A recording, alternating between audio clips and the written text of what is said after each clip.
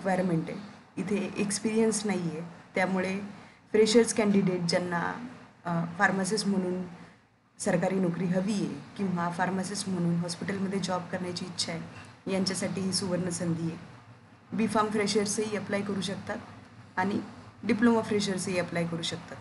त्यामुळे ही संधी आहे. 200च्या वर जागा आलेल्या आहेत आणि जेव्हा मागच्या वेळेसची जी DMERची ॲड आली होती त्याच्यामध्ये 169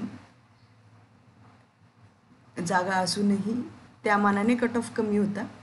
यावेळेसही 207 जागा आहेत, त्यामुळे हा कट ऑफ त्या मानाने कमी राहील. फार्मासिस्टमध्ये एवढ्या जागा कधीच येत नाहीत, त्यामुळे सर्वांनी ह्यावेळेस आपले 100% एफर्ट्स दिले पाहिजेत. त्यामुळे त्यामध्ये जो DMERचा सिलेबस दिलेला आहे त्या सिलेबसमध्ये एक पॉईंट दिलेला आहे FDA म्हणून ॲक्च्युली.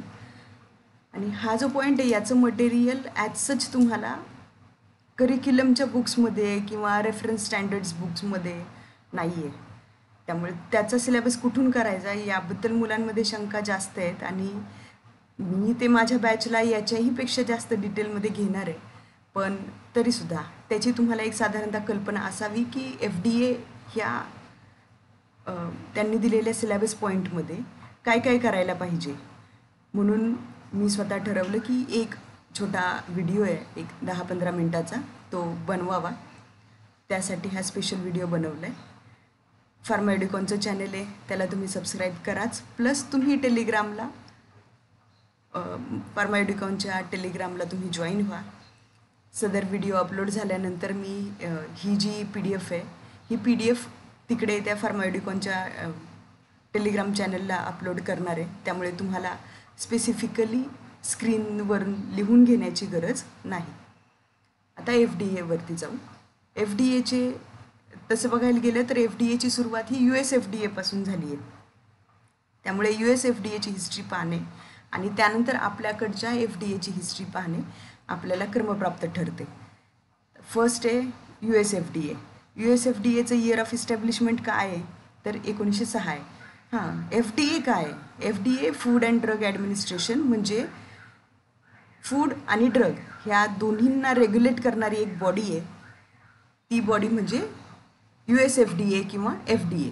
आता US FDA म्हणजे काय? United states FDA. आणि FDA म्हणजे काय? तर FDA जे महाराष्ट्रात आहे किंवा जे इंडियात आहे. आता US FDAची इस्टॅब्लिशमेंट इयर काय? 1906. तुम्ही म्हणाल हे इयर्स का लक्षात ठेवायचे, तर TCS इयर्स विचारते. TCS पॅटर्नमध्ये इयर्स, पुन्हा त्यानंतर फुल फॉर्म यावरती जास्त भर असतो, त्यामुळे इयर्स लक्षात ठेवायचे. इयर ऑफ इस्टॅब्लिशमेंट 1906 आणि 1906चाच ॲक्ट आहे त्यांचा, तो pure food and drugs act. म्हणजे एक रेग्युलेशन आलं फूड अँड ड्रग्ज ॲक्ट आणि त्यानुसार तिथून पुढे त्यांचं रेग्युलेशन सुरू झालं. त्यांचं मूळ हेतू काय, त्यांचा ऑब्जेक्टिव्ह काय? Protecting public health. त्यानंतर आता आपण काय म्हणतो की FDAचे मूळ 4 लॉ आहेत आपल्या FDAचे, तसे यांचे मूळ 5 लॉ आहेत. US FDA कोणकोणत्या लॉनुसार रेग्युलेशन करतं तर ते लॉ आहेत खाली दिलेले. पहिला लॉ आहे the federal food drug and cosmetic act. म्हणजे आपल्याकडे DNC ॲक्ट आहे तसा त्यांचा हा DNC ॲक्ट आहे, तो 1938चा आहे. त्यानंतर द कॉफर हॅरिस अमेंडमेंट आहे ती 1962ची आहे. मेडिकल डिव्हायसेस अमेंडमेंट ॲक्ट आहे 1976चा आहे. Food and drug administration act आहे 2007चा आहे. Animal drug user free act आहे 2003चा आहे. आता याच्यामध्ये 2 इयर आहेत ते लक्षात ठेवायचे, एक 1938 आणि एक 2007. 1938 त्यांचा DNC ॲक्ट आलेला आहे आणि 2007ला जो FDAचा ॲक्ट आलेला आहे, या ॲक्टनंतर 2008ला US FDAने त्यांचं एक ऑफिस इंडियामध्ये नवी दिल्ली या ठिकाणी सुरू केलं. म्हणजे US FDA रेग्युलेट कुठे करतं तर USमध्ये करतं. पण तरीही त्यांचं एक जे ऑफिस आहे जे इंडियामध्ये आहे ते 2008ला सुरू झालं आणि ते कुठे आहे तर नवी दिल्लीला आहे. आता US FDA ॲक्च्युली काय रेग्युलेट करतं तर डायटरी सप्लिमेंट्स, बॉटल्ड वॉटर. बऱ्याच जणांना वाटेल की बॉटल्ड वॉटर म्हणजे समजा ते 4 पर्याय देतील आणि त्यात लिहितील की बॉटल्ड वॉटर, पुन्हा त्यानंतर जे याच्यामध्ये नाही ते लिहितील आणि म्हणतील की बाबा याच्यातलं तुम्ही सांगा की USFDA काय रेग्युलेट करतं, तर तुम्ही चुकून बॉटल्ड वॉटरवर क्लिक करू नका. Actually bottled water USFDA regulate करतं. Dietary supplements, bottled water, food additives, infant फॉर्म्युले, त्यानंतर प्रिस्क्रिप्शन आणि non prescription drugs, vaccines, blood products, biotechnological products. आता बायोटेक्नॉलॉजिकल प्रोडक्ट्स म्हणजे काय, तर इन्सुलिन टाईप्सचे जे प्रोडक्ट्स आहेत ते बायोटेक्नॉलॉजिकल प्रोडक्ट्स. ॲलर्जेनिक्स, त्यानंतर medical devices, electronic products. Electronic products कोणते, जे फार्मास्युटिकल इंडस्ट्रीमध्ये यूज केले जातात, आयदर प्रोडक्शनमध्ये किंवा QA/QCमध्ये. असे जे इलेक्ट्रॉनिक प्रोडक्ट्स आहेत, microwave oven, mercury vapour lamp वगैरे एक्सेट्रा. त्यानंतर cosmetic, veterinary products, tobacco products including cigarettes. आता याच्यामधल्या 3 ज्या गोष्टी जे ऑडमॅन आउट आहेत, बॉटल्ड वॉटर, इलेक्ट्रॉनिक प्रोडक्ट्स आणि टोबॅको प्रोडक्ट विथ सिगरेट्स, हे सगळं ॲक्च्युली कोण रेग्युलेट करतं, तर तिथे USFDA रेग्युलेट करतं. आता USFDAचा CFR नावाची गोष्ट तुम्ही खूप वेळा ऐकली असेल, तर ते CFR काय आहे. CFR म्हणजे code of federal regulation by USFDA. त्याची सुरुवात झाली आहे 1990ला. आणि फेडरल रेग्युलेशन म्हणजे काय आहे, तर त्यांनी काही केलेले सगळे जे 1906ची एस्टॅब्लिशमेंटचं इयर आहे USFDAचं, तेव्हापासून 1990पर्यंत जेवढे त्यांच्याकडे मटेरियल्स आहे ते सगळे, किंवा जेवढे त्यांच्याकडे लॉ आहेत, हे सगळं त्यांनी इलेक्ट्रॉनिक रेकॉर्डच्या फॉर्ममध्ये एकत्र केले आणि त्याला नाव दिले कोड ऑफ फेडरल रेग्युलेशन. आता याच्यामध्ये आता याच्यामध्ये काय आहे ते सांगते. तीन चॅप्टर्स आहेत याच्यामध्ये, आणि त्या 3 चॅप्टरच्या अंडर काही टायटल्स आहेत, आणि टायटलच्या आतमध्ये आहेत ते पार्ट्स आहेत. 3 चॅप्टर्सच्या मध्ये टायटल आणि टायटल्सच्या मध्ये पार्ट्स, हे समोर तुम्हाला स्क्रीनवर दिसतात येते. तर 3 चॅप्टर्स आहेत. पहिला चॅप्टर त्याच्यामध्ये FDA आणि department of health and human services. पहिल्या चॅप्टरमध्ये माहिती जी दिलेली आहे त्यांनी ती FDA विषयी दिलेली आहे त्यांच्या. दुसऱ्या चॅप्टरमध्ये drug enforcement administration, department of justice याच्याविषयी माहिती दिलेली आहे. आणि तिसऱ्या चॅप्टरमध्ये office of national drug control policy, म्हणजे पहिल्यांदा ॲडमिनिस्ट्रेशन करायचं, त्यानंतर एन्फोर्समेंट करायची, आणि त्यानंतर कंट्रोल पॉलिसी. असे त्यांनी 3 चॅप्टरमध्ये 3 वेगवेगळे हे दिलेत. आणि या चॅप्टरच्या खाली जे असलेले टायटल आहेत त्यातले 2 टायटल आपल्याला खूप महत्त्वाचे आहेत, टायटल 21 आणि टायटल 29. टायटल 21 हे FDAशी रिलेटेड आहे, टायटल 29 हे लेबरशी रिलेटेड आहे. त्यातल्या त्यातही आपण म्हणतो 21 CFR. 21 CFR म्हणजे काय, टायटल 21 CFR. टायटल 21 म्हणजे काय, food and it is reserved for rules of the food and drug administrations. आता हे झाले टायटल. तुम्ही 3 चॅप्टर, 2 टायटल आणि 2 पार्ट लक्षात ठेवायचे. 2 पार्ट काय आहेत, तर part 11 deals with electronic record आणि part 50 deals with clinical investigation. Electronic रेकॉर्डचा जो पार्ट आहे तो सगळ्यात जास्त महत्त्वाचा आहे, पार्ट 11, आणि part 50 deals with clinical investigation. आता हे मी तुम्हाला आधीच सांगितले की आपल्याकडे नोव्हेंबर 2008मध्ये त्यांनी ऑफिस नवी दिल्लीला सुरू केले. आता मागच्या वेळेस DMERनी ज्या पॉईंटवर फोकस केला होता तो पॉईंट आहे FDA महाराष्ट्राचा पॉईंट. FDA महाराष्ट्राचं आता हे इयर आहे त्याच्यामुळे मी सगळ्यात सुरुवातीला टाकले की त्यांचं विजिलन्स डिपार्टमेंट इस्टॅब्लिश कधी झालेलं आहे, तर ते झालेले 1985 ह्या वर्षामध्ये. मग लक्षात ठेवायचं की NDPSचा ॲक्ट 1985ला आला, त्याच वर्षी त्यांचं विजिलन्स डिपार्टमेंट ॲक्टिव्ह झाले FDA महाराष्ट्राचं.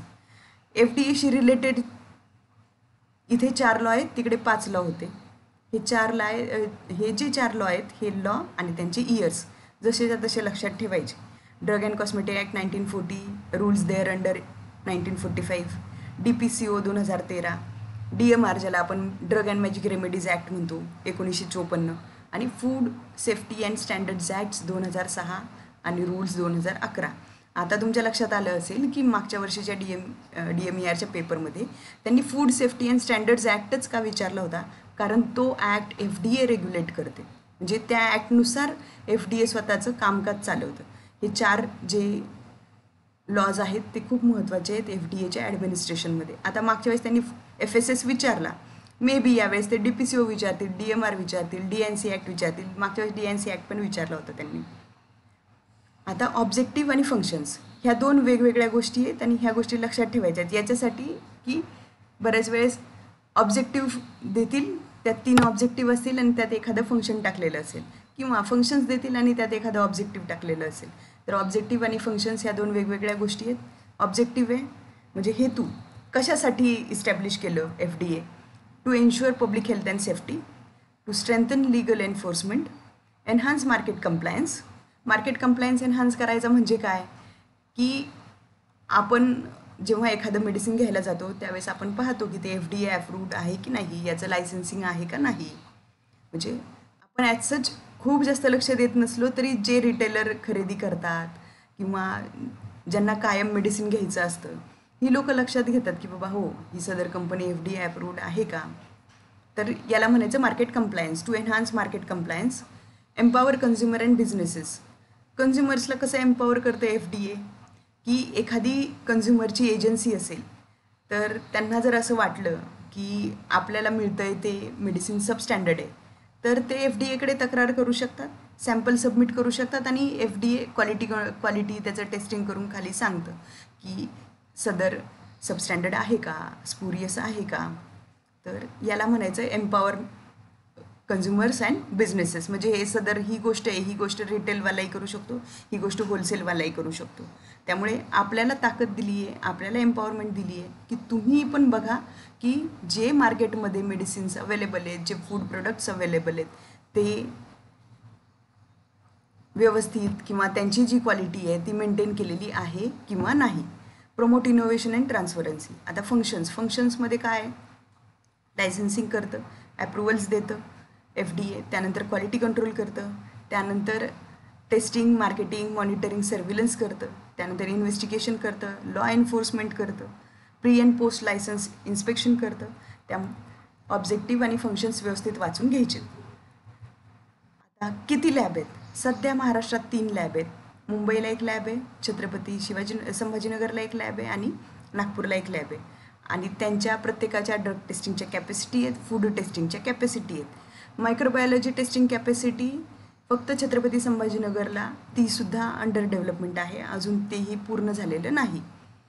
तर drug testing capacity, food testing capacity हे जस्ट नंबर्स आहेत, ते नंबर्स तुम्ही पाहून घ्या. मुंबईमध्ये 2700, फूड टेस्टिंग कॅपॅसिटी 2500, छत्रपती संभाजीनगरला 2200, तिकडे 2000 आहे, 500 आणि 1700. तर मुंबईची लॅब ही सगळ्यात मोठी आहे, नागपूरची लॅब ही सगळ्यात छोटी, as in terms of drug testing capacity also and food testing capacity also. आता फ्युचर त्यांना, आता जशी जशी लोकसंख्या वाढते तसं त्यांना एक्सपान्शन करायचं आहे आणि ते एक्सपान्शन त्यांचं कुठे कुठे, तर नाशिकमध्ये एक लॅब होणार आहे आणि पुण्यामध्ये एक लॅब होणार आहे.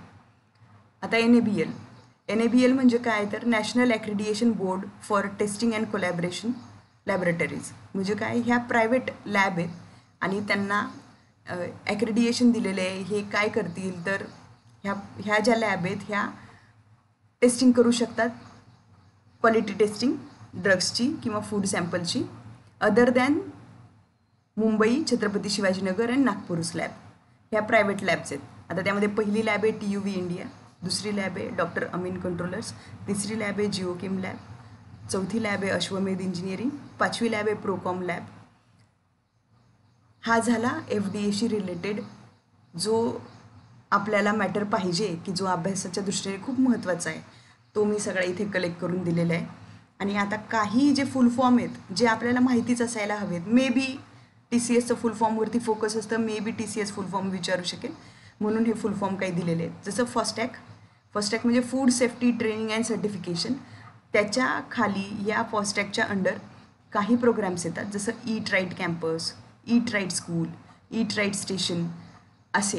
आणि हे फॉस्टॅग आहे, हे कशाच्या अंडर कंट्रोल केलं जातं, तर food standards and safety food safety and standards act नाही, ॲक्च्युली रूल्स 2011. तर फॉस्टॅग म्हणजे काय, food safety training and certification. त्यानंतर FSMS म्हणजे काय, फूड सेफ्टी मॅनेजमेंट सिस्टीम. त्यानंतर REFOM म्हणजे काय, registration of foreign food manufacturer. आता याच्यातले 2 सेक्शन आहेत की जे मे बी आपल्याला विचारू शकतात, आपण ते केले पाहिजेत. FSS 2011चेच. तर त्याच्यामध्ये आहे सेक्शन नंबर 4 जो रिलेटेड आहे तो general hygienic sanitary practices that food business operator must follow.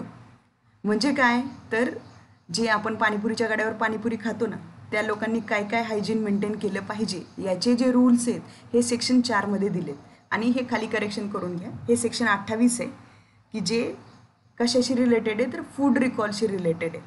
आता आपण नॉर्मली ऐकलेलं आहे की ड्रग रिकॉल होतात, म्हणजे एखाद्याची क्वालिटी आहे ती तेवढी जास्त नसेल, त्यांना वाटलं की म्हणजे FDA ला वाटलं किंवा इवन मॅन्युफॅक्चररला वाटलं की आपण जे समजा ज्या बॉटल्स आहेत किंवा जे मेडिसिन आहे किंवा जे फूड आहे जे पॅक करून दिलं आहे खाली ते सगळं काय आहे तर त्याच्यामध्ये तेवढी क्वालिटी मेंटेन नाही आहे, तर ते रिकॉल करून घेतात मार्केटमधून, त्याला ड्रग रिकॉल म्हणतात. असंच फूड रिकॉलशी रिलेटेड जो सेक्शन आहे तो सेक्शन 28 आहे. 28 इन ब्रॅकेट 1 म्हणजे 28मधला पहिला जो नियम आहे तो कशाशी रिलेटेड आहे तर तो फूड रिकॉलशी रिलेटेड आहे. आता या वर्षीच्या समजा याच्याशी रिलेटेड त्यांनी करंट अफेअर्स विचारायचं ठरवलं तर ते आहे वर्ल्ड फूड सेफ्टी डे. हा 7 जून 2025ला यावर्षी सेलिब्रेट केला आहे. आणि त्या दिवशी JP नड्डा जे मिनिस्टर आहेत त्यांनी स्टॉप ओबेसिटी म्हणून एक कॅम्पेन आहे ते त्यांनी काय केलेलं आहे तर लॉन्च केलेले आहे यावर्षी. FDA बऱ्यापैकी हाच मॅटर आहे, याच्या बाहेर प्रश्न जाईल असे मला वैयक्तिक तर वाटत नाही. कारण मागच्या वेळेस त्यांनी फक्त ते जे 4 लॉ आहेत त्या लॉलाच फोकस केलं होतं, यावेळेस मे बी त्याच्यापेक्षा थोडंसं आणखीन हायर ह्याला जातील. पण FDAचं जे साधारणतः तुम्हाला कल्पना आली असेल की FDA ह्या पॉईंटमध्ये काय करायचं आहे. बऱ्याच विद्यार्थ्यांचा हाच मुद्दा होता की आम्हाला कळतच नाही आहे मॅम त्या FDAच्या पॉईंटमध्ये काय करायचं आहे. असाच जो विषय आहे तो GMPशी रिलेटेड आहे.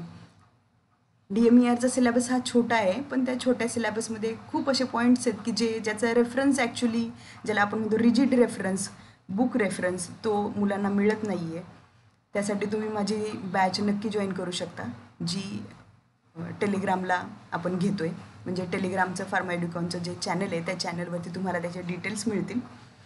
आणि विशेष म्हणजे आपण 20 लेक्चरमध्ये ते सगळं संपवणार आहोत. दुसरी आणखीन त्यातल्या त्यात चांगली गोष्ट ही आहे की तुम्हाला नोट्स मिळणार आहेत. साधारणतः मी सांगेल की या टॉपिकवरती मागच्या वर्षी प्रश्न आला होता, या टॉपिकवर येण्याची शक्यता आहे. याच्यामुळे जे भरकटणं जे असतं सिलेबसमधून माणूस समजा जनरल फार्माकोलॉजीत जर शिकायचं म्हणलं तर आपल्याला महिना पुरणार नाही, एवढे त्याच्यामध्ये म्हणजे गोष्टी आहेत. मग त्यामध्ये पॉईंट दिले जनरल फार्माकोलॉजी, मग महिनाभर करायचं का नाही. जी गरज आहे जेवढी एक्झामची डिमांड आहे तेवढं केलं पाहिजे आणि हे सगळं तुम्हाला तिथे मिळेल. तुम्ही नक्की बॅच जॉईन करा. आणि या खाली जी चॅनल आहे त्या चॅनलच्या याच्यामध्ये मी खाली ती लिंक दिली ह्यावेळेस. मी लिंक आत्तापर्यंत दिली नव्हती. मी कधी फोकसही केलं नाही की आपण यूट्यूब किंवा टेलिग्राम हे खूप असं म्हणजे मीडियम म्हणून यूज करावं. त्यामुळे मी आत्तापर्यंत त्या क्षेत्राकडेच वळले नव्हते.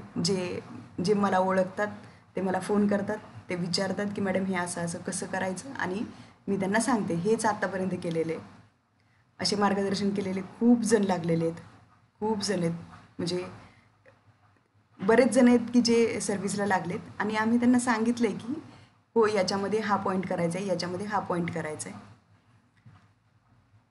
तुम्हाला सर्वांना DMERच्या परीक्षेसाठी शुभेच्छा आणि तुमचं बॅचमध्ये स्वागत आहे. सगळे जे डिटेल्स आहेत ते